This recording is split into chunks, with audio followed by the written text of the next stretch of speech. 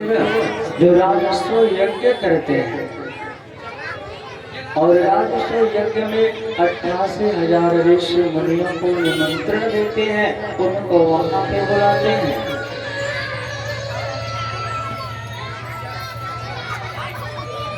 बड़े प्रेम से सबका आदर करते हैं, सत्कार करते हैं। और उस यज्ञ का ये नियम है कि यदि यज्ञ संपन्न होगा तो घंट बांध करके टांगे हुए हैं। यदि यज्ञ संपन्न होगा तो घंट अपने आप बज जाएगा।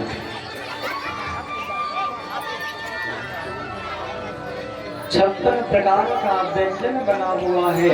88,000 ऋषि मुनि वहां पे बैठे हुए हैं, सबको बड़े प्रेम से भोजन करवा रहे हैं। परंतु 88,000 ऋषि मुनियों को भोजन करने के बाद भी जो घंट टंगा हुआ था वो घंट बजा नहीं।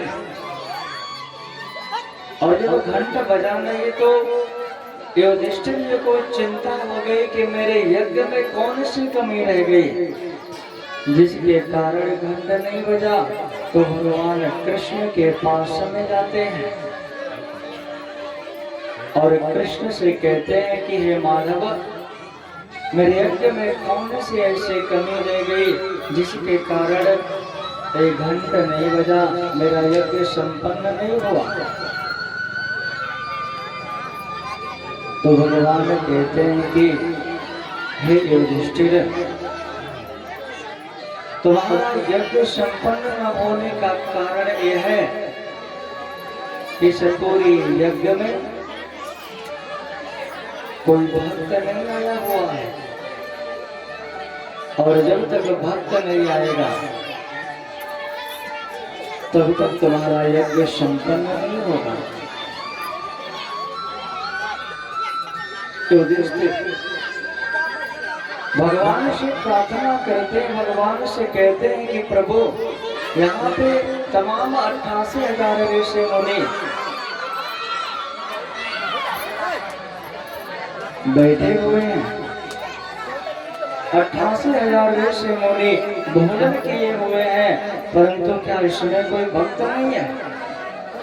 तो भगवान कहते हैं कि ये जो 88,000 ऋषि मुनि यहाँ पे बैठ करके भोजन कर रहे हैं ना, इनमें कोई भक्त नहीं है, कोई ज्ञानी है, कोई ध्यानी है, कोई तपस्वी है, परंतु इसमें कोई भक्त नहीं है। तो भगवान पूछते हैं कि भगवान से युधिष्ठिर पूछते हैं कि ये बताइए तो भक्त कौन है? बोले सुपज। बोले आपने सुपज को निमंत्रण दिया? बोले नहीं। बोले क्यों? उनको दो जान करके ना। तो युधिष्ठिर कहते हैं कि हाँ। बोले कि जब जाइए उनको लेकर के आइए, वो यदि आपके यज्ञ में भोजन करेंगे तब जाकर के आपका घंट बजेगा। और इस प्रकार उसी समय वहां पे भीम आते हैं। भीम गरजते हुए कहते हैं कि चिंता मत करिए, यदि सुपज जी वहां से नहीं आएंगे तो मैं अपने भुजाओं के बल पे उनको कंधे पे बिठा करके लेकर के आऊंगा।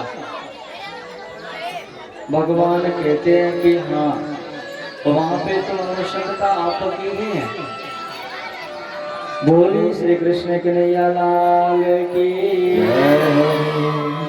बच्चों आप लोग शांत रहिए, क्योंकि डिस्टर्ब कर रहे हो ना सबको। तो शांत होकर के कथा को श्रवण करिए आप लोग। और इस प्रकार भीम जी जाते हैं सुपज जी को लाने के लिए, और उनकी कुटिया में जब पहुंचे तो उनसे कहते हैं कि हमारे यहाँ पे यज्ञ हो रहा है और आपका निमंत्रण है। सुपज जी कहते हैं कि हाँ, यज्ञ तो हो रहा है, अगर यज्ञ में मैं नहीं जाऊंगा तो तुम मुझे उठा करके लेके चलोगे। भीमसेन से कहते हैं कि जाओ, खूंटी में मेरी माला टंगी हुई है, उस माला को उठा करके लेके जाओ, मैं चल रहा हूँ तुम्हारे साथ। 10,000 हाथियों का बल है भीम के भुजाओं में, और जब खूंटी पे टंगी हुई 108 गाने की माला को उठाना चाह रहे हैं ना, तो माला हिलती ही नहीं है वहां से, जरा सा भी इधर से उधर नहीं होती है। और भीमसेन का 10,000 का हाथी का जो बल है और पूरा का पूरा बल लग जाता है, पसीना ऊपर से नीचे टपकने लगता है, परंतु भीमसेन उस माला को उठा नहीं पाते हैं। सुपत जी कहते हैं कि काफी देर हो गई, क्या कर रहे हैं? भीम जी कहते हैं कि बाबा ये माला उठ नहीं रहा है। जब उन्होंने कहा कि बाबा ये माला उठ नहीं रहा है, तो तत्क्षण सुपत जी कहते हैं कि उठाइए, उठ जाएगा। क्यों? क्योंकि आपके भीतर जो अहंकार था कि मैं उनको उठा करके लाऊंगा, अब आपके भीतर का अहंकार नष्ट हो गया है, उस माला को उठा करके लाए और ला करके दे देते हैं सुपत जी को। सुपत जी कहते हैं कि आप चलो, भीम जी मैं आ रहा हूँ। भीम जी चल देते हैं और इनके पहले ही वो आकर के सभा में पहुंच जाते हैं।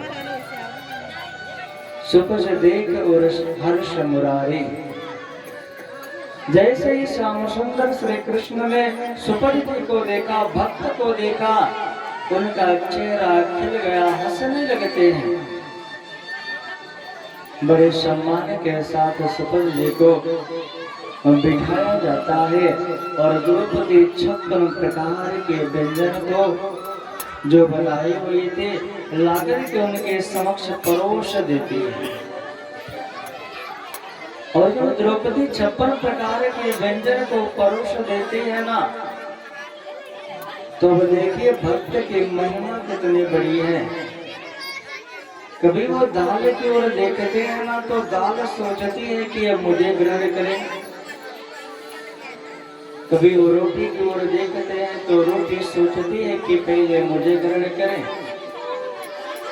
मेवा की ओर देखती है तो मेवा कहते हैं पहले मुझे ग्रहण करें। इस प्रकार बारी बारी से जिसकी ओर देखते हैं ना, सबकी ये चाहना है कि ये भक्त पहले मुझे ग्रहण करें।